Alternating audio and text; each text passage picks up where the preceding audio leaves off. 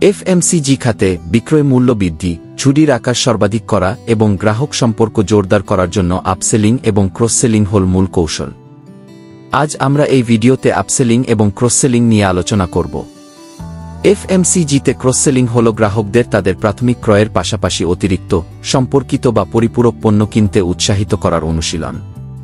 যেমন, একজন ক্রেতা যখন একটি মোবাইল কিনতে গিয়ে তার সাথে সম্পর্কিত মোবাইল কভার, চার্জার, হেডফোন ইত্যাদি কিনে বা বিক্রেতা এসব পরিপূরক পণ্য কিনতে ক্রেতাকে উৎসাহিত করে, তখন তাকে ক্রস-সেলিং বলা হয়।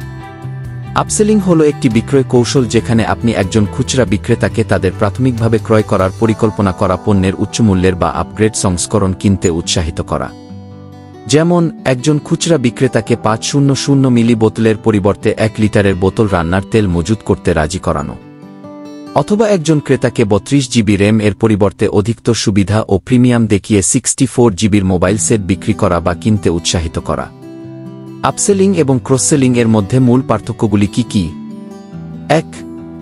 আপসেলিং একই পণ্যের আরও ভালো বা প্রিমিয়াম সংস্করণ বিক্রি করার উপর জোর দেয়, যখন ক্রস-সেলিং এর লক্ষ্য সম্পর্কিত বা পরিপূরক পণ্য বিক্রি করা। 2. আপসেলিং ব্যক্তিগত বিক্রয়ের মূল্য বৃদ্ধি করে, যেখানে ক্রস-সেলিং বিক্রিত পণ্যের পরিমাণ বৃদ্ধি করে। 3. কাস্টমার বেনিফিট, আপসেলিং আরও উন্নত মানের, আরও বৈশিষ্ট্যময়, অন্যদিকে ক্রস-সেলিং উন্নত অভিজ্ঞতা, অতিরিক্ত কার্যকারিতা।